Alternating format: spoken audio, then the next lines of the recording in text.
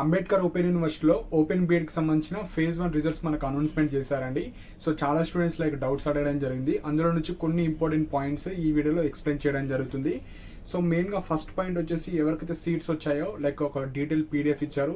So అందులో మీ యొక్క hall ticket number ద్వారా మీకు ఫస్ట్ మెథడ్ ఏది వచ్చింది, ఏ స్టడీ సెంటర్ వచ్చింది, సో డీటెయిల్గా మీరు చూసుకోవచ్చు. ఆ పీడిఎఫ్స్ కూడా మన టెలిగ్రామ్ ఛానల్ ఉంది అండ్ ఆ లింక్స్ కూడా కింద ప్రొవైడ్ చేస్తాను. ఇంకా ఎవరైతే చూసుకోలేదో మళ్ళీ మీరు చూసుకోవచ్చు. సో ఎవరికైతే ఈ ఫేజ్ 1లో సీట్ వచ్చిన వాళ్ళు మీకు ఓపెన్ బీఎడ్ చేద్దాం అనుకుంటే ఇప్పుడు మీకు వచ్చిన వాళ్ళు సో ఫస్ట్ మీరు ట్యూషన్ ఫీ పేమెంట్ చేయాలి. సో ట్యూషన్ ఫీ పేమెంట్ వచ్చేసి 40,000 ఉంటుంది. సో మనకు అదే వెబ్సైట్లో మనకు లింక్ ఇచ్చారు, allotment tuition fee payment. So 40,000 మీరు పే చేసుకోవాలి. పేమెంట్ చేసిన తర్వాత పేమెంట్ స్టేటస్ కూడా చెక్ చేసుకోవచ్చు, అంటే మీరు పే చేసిన అమౌంట్ సక్సెస్ అయిందా ఫెయిల్ అయిందా. దాని తర్వాత print allotment payment receipt. So ఆ రిసిప్ట్ కూడా మీరు డౌన్లోడ్ చేసుకోవాలి. సో మీరు ఎప్పుడైతే మనకు వెరిఫికేషన్కి వెళ్తారో రేపటి నుంచి మనకు వెరిఫికేషన్ ఉంది. 17th, 18th, 19th ఈ 3 డేస్లో ఏదో ఒక రోజు మీరు యూనివర్సిటీకి వెళ్ళాలి. సో మీ స్టడీ సెంటర్కి కాదండి, డాక్టర్ బిఆర్ అంబేద్కర్ ఓపెన్ యూనివర్సిటీలో మనకు సిఎస్టిడి హాల్ అక్కడికి వెళ్ళాలి. అక్కడ ఈ ఓపెన్ బీఎడ్లో ఇప్పుడు ఎవరైతే ఈ సెలెక్టెడ్ స్టూడెంట్స్ ఉంటారో మీ అందరికీ అక్కడనే సర్టిఫికేట్ వెరిఫికేషన్ ఉంటుంది.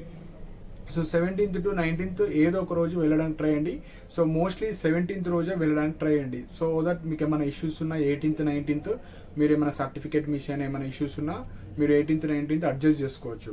సో ఈ ఫీ పేమెంట్ గురించి సపోజ్ మీకు ఫీ పేమెంట్ ఇంకా ఎవరైతే చేయలేరో మీకు డౌట్ ఉంది, సో సర్టిఫికేట్స్లో కావచ్చు లేదంటే అక్కడికి వెళ్ళి నేను చేసుకుంటా అంటే అట్లా కూడా మీరు చేసుకోవచ్చు. సో యూనివర్సిటీకి వచ్చి ఎగ్జాక్ట్లీ 10 to 10:30 లోపు మీరు ఇక్కడ ఉంటే మీరు సర్టిఫికేట్స్ ఏమేమైతే ఉన్నాయో అవన్నీ మీరు ఆ కౌన్సిలింగ్ ప్రాసెస్లో ఎవరైతే ఇన్వాల్వ్ ఉన్న సార్స్ని చూపియండి. సార్ ఈ సర్టిఫికేట్స్ నేను దగ్గర ఇవన్నీ ఉన్నాయి, ఓకే నేను ఎలిజిబుల్ నేను ఇప్పుడు పే చేసుకోవచ్చా మనీ అనుకుంటే అప్పుడు మీరు అమౌంట్ మీ ఫోన్లో పే చేసి అది మనకు ఈ print allotment fee payment receipt ఉంది కదా దాని ద్వారా allotment order fee receipt download చేసుకొని జిరాక్స్ సెట్స్ ఒరిజినల్స్ దీంతో పాటు అవి చూపించి అక్కడనే మీరు కౌన్సిలింగ్ ప్రాసెస్ అనేది అయిపోతుంది. సో ఎవరికైతే డౌట్ ఉంది ఇంత హ్యూజ్ అమౌంట్ నేను ఇప్పుడు కట్టను అక్కడికి వెళ్ళి కట్టచ్చు అంటే అక్కడికి వెళ్ళి వాళ్ళతో సర్టిఫికేట్స్ అన్ని చూపించుకొని ఫాస్ట్గా మీ మొబైల్లో మీరు పేమెంట్ చేసుకోవచ్చు. ఎందుకంటే ఓన్లీ 500 స్టూడెంట్స్ మాత్రమే ఉంటారు కాబట్టి సో 17th రోజు అందరు రాకపోవచ్చు. సో మీరు ఎంత తొందరగా అయితే అంత తొందరగా వెళ్ళడానికి ట్రై చేయండి. సో ఎవరైతే కొద్దిగా దూరం డిస్ట్రిక్ట్స్ అంటే కొద్దిగా దూరం నుంచి ఈ హైదరాబాద్కి కొద్దిగా దూరం ఉన్న వాళ్ళు మీరు 80% 10 to 10:30 లోపే రావడానికి ట్రై చేయండి. ఎందుకంటే కౌన్సిలింగ్ ప్రాసెస్ కాబట్టి ఒక్కళ్ళది చెక్ చేస్తూ ఉంటారు. సో మీరు కొద్దిగా తొందరగా వస్తే మీకు మార్నింగ్ సెషన్లోనే కౌన్సిలింగ్ ప్రాసెస్ అవ్వడానికి చూడండి. సో దట్ మీరు తొందరగా అయిపోతుంది. మన ఇష్యూస్ ఉన్నా కూడా మీరు మేనేజ్ చేసుకోవడానికి టైం ఉంటుంది. లేదు 17th కుదరకపోతే కనీసం 18th రోజన్నా మీరు యూనివర్సిటీకి వెళ్ళడానికి ట్రై చేయండి. సో ఇవి మనకు కౌన్సిలింగ్కి సంబంధించినవి. సో నెక్స్ట్ వచ్చేసి ఇప్పుడు ఎవరికైతే ఫేజ్ 1లో రాలేదో ఫేజ్ 2లో మీకు వచ్చే అవకాశం ఉంది అనుకుంటే మీరు కట్ ఆఫ్స్ చూసుకోవాలి. సో ఇక్కడ ఫస్ట్ పాయింట్ వచ్చేసి కట్ ఆఫ్స్ వచ్చేసి ఫస్ట్ మెథడాలజీ. సో ఇక్కడ 4 మెయిన్ మెథడ్స్ ఉన్నాయి. సపోజ్ మీరు మ్యాథ్స్కి సోషల్ స్టడీసా, ఫిజికల్ సైన్సా, బయాలజికల్ సైన్సా. సో ఫస్ట్ మీరు ఏ మెథడ్కి ఎలిజిబుల్. సో కొందరు 2 మెథడ్స్కి ఎలిజిబుల్ ఉన్న వాళ్ళు ఉంటారు, కొందరు 1 మెథడ్కి ఎలిజిబుల్ వాళ్ళు ఉంటారు. సపోజ్ ఎగ్జాంపుల్ మ్యాథ్స్ మెథడ్ ఉంది. సో మ్యాథ్స్ మెథడ్లో అందులో కూడా కేటగిరీ వైజ్ కట్ ఆఫ్స్ మళ్ళీ. సో మీరు ఎస్సీయా, ఎస్టీయా, ఈడబ్ల్యూఎస్ఆ, బీసీబీయా, సో ఇలా కూడా ఫస్ట్ మెథడాలజీ, ఆ మెథడాలజీలో క్యాస్ట్ వైజ్ కట్ ఆఫ్స్ ఎట్లున్నాయి, మనకు ఎంత ర్యాంక్ ఉంది అలా మీరు చూసుకోండి. ఆ పీడిఎఫ్లో మొత్తంలో సపోజ్ మీరు ఎగ్జాంపుల్ ఫిజికల్ సైన్స్ ఉంది, ఫిజికల్ సైన్స్లో మీ కేటగిరీలో లాస్ట్ ర్యాంక్ ఎంత ఉంది. సపోజ్ మీకు ఒక 800 ర్యాంక్ వచ్చింది కానీ అక్కడ కట్ ఆఫ్ వచ్చేసి 400, 500 ఉంటే మీరు నెక్స్ట్ ఫేజ్ 2లో ఓకే 500 వరకు కట్ ఆఫ్ అయిపోయింది.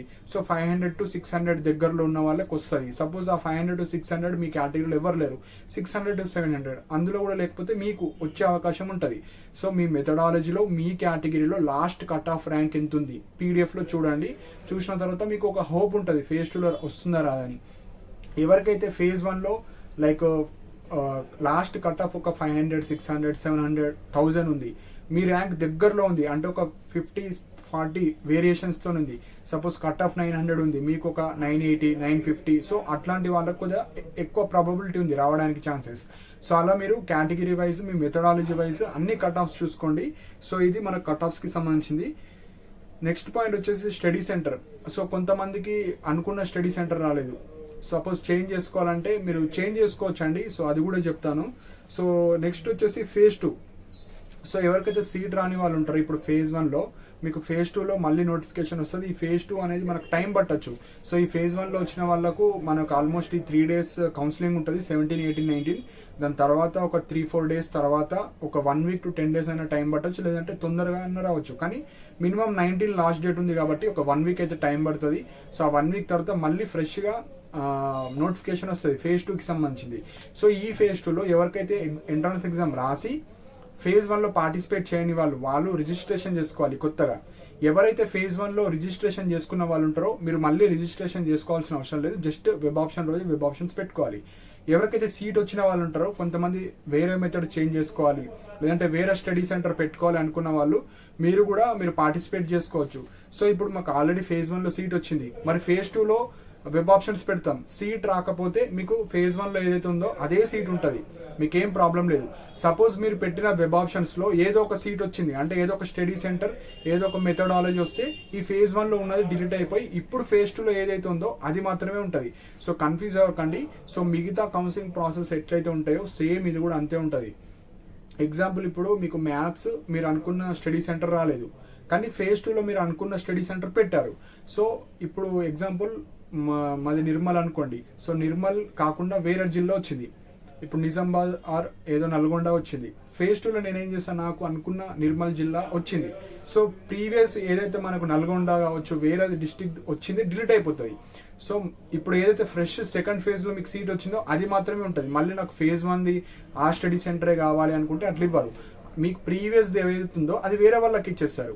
సో మీరు వెబ్ ఆప్షన్స్ పెట్టేటప్పుడు చాలా జాగ్రత్తగా పెట్టండి. అండ్ కొంతమంది ఫేజ్ 1లో సీట్ వచ్చిన వాళ్ళు నాకు స్టడీ సెంటర్ దూరం వచ్చింది, నేను ఫేజ్ 2లో పార్టిసిపేట్ చేస్తాను, ఇప్పుడు అసలు ఫీజే కట్టా అనుకుంటే అది కొద్దిగా మీరు ఎక్కడ వచ్చినా మనీ పే చేసి సీట్ బుక్ చేసుకోండి. ఎందుకంటే ఇక్కడ చాలా హెవీ కాంపిటీషన్ ఉంటుంది. సో మనకు ఓన్లీ లిమిటెడ్ సీట్స్ 500 సీట్స్ మాత్రమే ఉన్నాయి కాబట్టి సో మీకు ఎక్కడ వచ్చినా కూడా మీరు అందులో జాయిన్ అవ్వడానికి ట్రై చేయండి. ఎందుకంటే ఇది రెగ్యులర్ బేసిస్ కాదు, ఓపెన్ బీఎడ్ కాబట్టి సో మీకు ఎక్కడ వచ్చినా జాయిన్ అవ్వడానికి ట్రై చేయండి. ఫేజ్ 2లో మీకు ఛాన్స్ ఇస్తే మీకు నచ్చిన స్టడీ సెంటర్స్ పెట్టుకోండి.